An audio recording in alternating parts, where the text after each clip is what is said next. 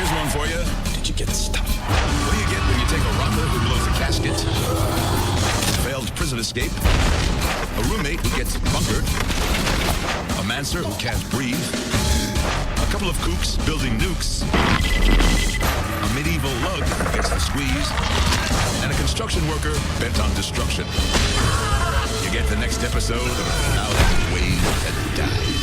Warning. The stories portrayed in the show are based on real deaths and are extremely graphic. Names have been changed to protect the identities of the deceased. Do not attempt to try any of the actions depicted. You will die.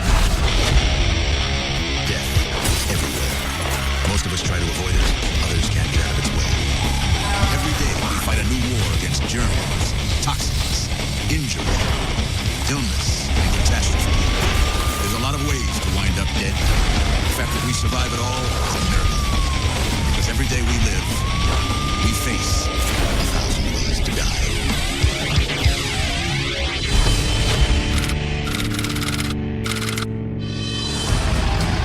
For the last 10 years, the Nips have ruled the Japanese rock world.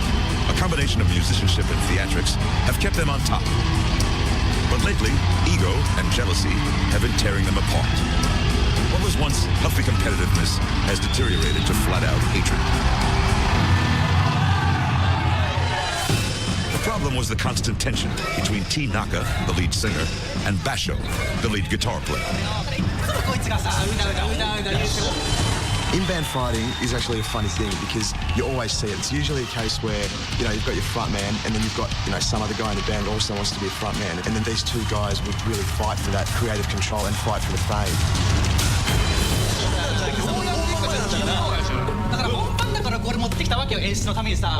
Today's fight was about T. Naka's new prop, a coffin.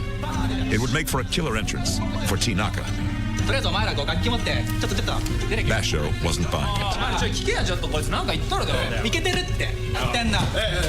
As always, T. Naka got his way. The Nips' hot stagehands wheeled out the coffin with T. Naka inside, ready to rise from the dead. But Basho saw a chance to steal the spotlight and launched into the longest guitar solo in Japanese rock history. Trapped inside the coffin, T. Naka was heading for a finale he did not see coming. Before he jumped in, T. Naka decided to up the theatrics by filling the coffin with smoke from dry ice containers. Bad idea. Dry ice gives off carbon dioxide. In the cramped quarters of the coffin, T. Naka was rapidly running out of oxygen. Within a minute, he was gasping for air and suffocating. Without the presence of oxygen in a purely carbon dioxide environment, the individual would be unable to obtain oxygen for normal body function. This lack of oxygen would shut down the body's organs and they would die. After a 3-minute-long solo, there was no more oxygen and no more T. Naka. T. Naka wanted to make a big entrance. Instead, he made an exit to die for. The sayonara, Naka-san.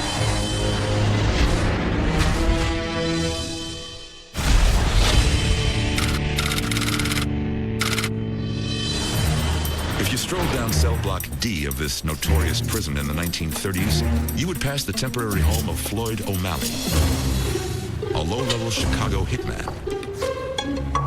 Floyd knew his way around a deck of cards. Yeah. Did you get the stuff? You didn't get them from me. But he wasn't thinking about poker. Floyd knew that playing cards were coated with nitrocellulose, a reactive plastic that, when mixed with water, produces the highly volatile nitric acid. In other words, he could turn a simple deck of cards into a bomb. He took a hollow bed leg, stuffed it full of torn-up cards, and filled it with water. The homemade bomb was primed and placed on a space heater situated right next to the wall. As soon as the water and card mixture heated up, the ensuing chemical reaction would blow open a hole to freedom. But nothing happened. Did he forget something? Floyd checked the device. That's when his escape plan blew up in his face. When Floyd picked up his crude card bomb, he gave it the final stir it needed to properly mix and detonate. this situation, we have shrapnel from the metal of the pipe bomb that's going to be embedded into his skull and his brain. We also have the shrapnel from the playing cards that are going to do a lot of tissue damage themselves, embedding pieces within the chest and the head. That's going to be somewhat like a multiple gunshot wound. Did you get the stuff? If Floyd's plan had worked, it would have been an escape for the ages. But it just wasn't in the cards.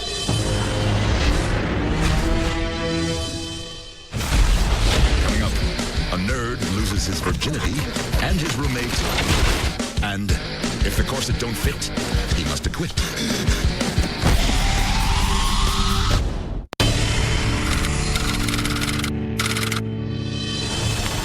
Ravi was a nerd with the highest GPA in the history of his state university. And the worst social life. His roommate Tyler, on the other hand, was a star football player who got more tail than a toilet seat. While Tyler got his rocks off, Ravi was banned to a place called Sexile. Being sexiled is when your roommate leaves you stranded from your dorm or your apartment in a hallway because they're doing the nasty. I've had to sleep in some ridiculous places. Probably the worst was the group shower in the dormitory. It's not comfortable. Even if meek and mild Ravi was right above, Tyler kept calling out audibles to his co-edibles. Blue 52! What? And then it happened. So I guess I'll see you in class tomorrow? It was Ravi's turn to get his sock on. Hey, what's going on in here? There's a fork on the door. What are you doing? You want to go second round? Let me know, okay? Ravi was not about to fail this test. He went right on pounding her books until... Hey, babe, I got a nice big piece of chalk down here whenever you're done.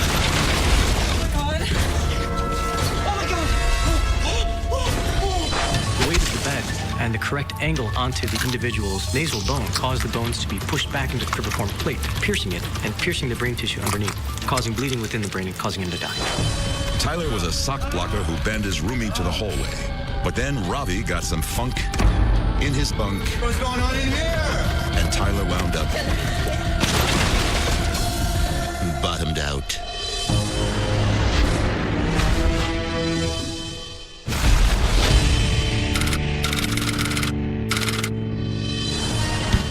Do you feel like we do here on 1,000 Ways to Die? Ballroom dancing is for girly men. That's why we're delighted to have this quiff in our death scope. His name is Esteban, and he's a total donut hole. And that's his problem. The once svelte Manser eats more D-nuts than a whole squad of cops. To keep up appearances, the vain hoofster resorted to sucking it in with a corset. The history that we know the most about the corset is from 1820 to 1910, but we believe that it's been around for thousands of years to structure the shape of a woman's body. As far as men wearing corsets, it is not as common back then as it is now. There are definitely more, but we don't get a lot of people coming in trying on corsets. The tight lacing turned the normally uptight Esteban into a machismo monster. His poor partner, Yolanda, bore the brunt of his hissy fit tirades. What you doing, Yolanda? You can do nothing. Me? It's you! I'm the champion. You make me sick! Finally, she had enough. Cut it! How dare she walk out on the once great Esteban? He was speechless. And not because he was at a loss for words. He couldn't breathe. His too tight corset was preventing his ribs and diaphragm from expanding. His lungs struggled for oxygen. It doesn't take a brain surgeon to figure out what happens when a blowhard like Esteban runs out of air. He dies. In this case, he's compressing his lungs, and the pressure from the corset against his ribs created a fracture. The rib then broke, and being curved, went inward, and unfortunately, it was in the right position to puncture his heart. And this caused massive internal bleeding and cardiac arrest. Esteban was an egotistical, pear-shaped, two-stepping prig. You can do nothing. Me? Does it make us happy on 1,000 Ways to Die when a jerk like this bites it? Of course it does.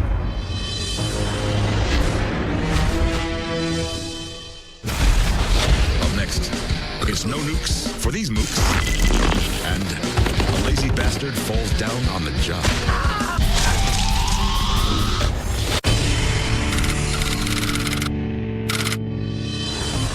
One of the world's greatest fears is that a group of fanatic terrorists will build the ultimate weapon and hold the world hostage.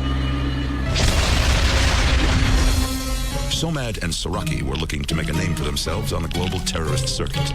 The bad news was they had come up with enough fissionable material to build a small nuke. The good news? I like it.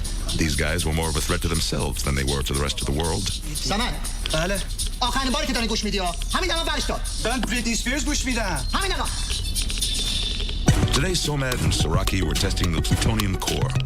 What they didn't know was that this test was nicknamed the Demon Core because it had killed several scientists that attempted it 60 years earlier. The Demon Core experiment is extremely dangerous. You surround the plutonium core with tungsten carbide bricks to reflect neutrons. This makes the core more reactive. If the bricks touch the core, it can go critical, which means a blast of harmful radiation gets released into the atmosphere. Just as Somad was setting the last tungsten brick in place, the camel burger he ate for lunch came back to haunt him.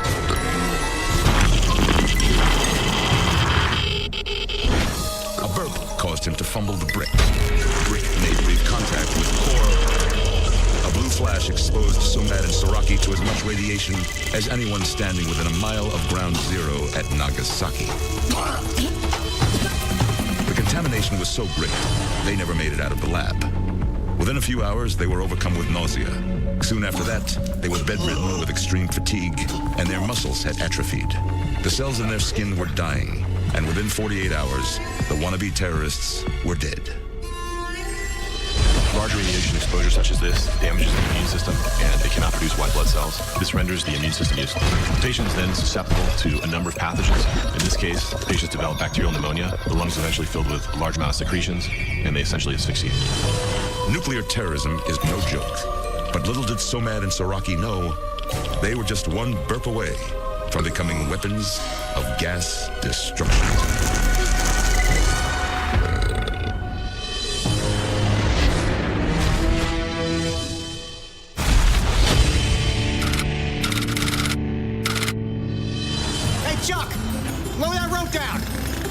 Mike was the good-for-nothing son in Smith & Son Construction. I got a brilliant idea. When he wasn't annoying everyone he worked with, he was raising his level of laziness to new heights. All right, bring me up. Are you nuts?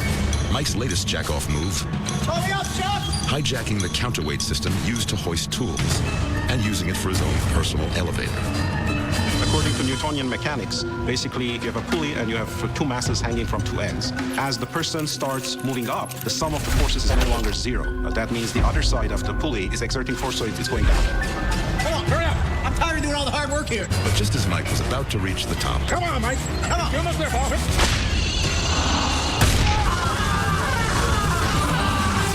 God, oh! the counterweight wasn't designed to carry a load like Mike. Mike's weight plus the weight of the bucket was too much for the tensile strength of the rope. The construction worker probably experienced a number of injuries, such as rib fractures, femur, and fibular fractures, fractured pelvis as well.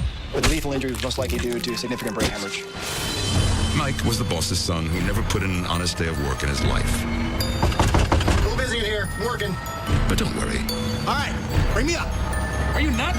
because Mike will never have to lift a finger again.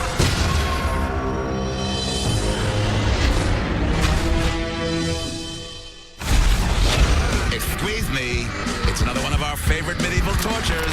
Coming up next.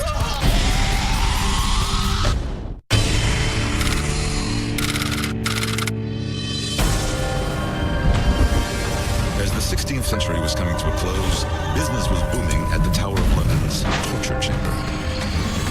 And if medieval mutilation had a poster boy, it would have been Sir William Skevington. He was the torturer-in-chief for King Henry VIII. His specialty was the rack. The rack was built to stretch someone into joints, the legs, the elbows, the arms, the wrists would all be pulled apart. Your body would actually be ripped limb from limb, per se. Today, Skevington had a new customer, a cold-blooded murderer and traitor to the king. Thomas was sentenced to death.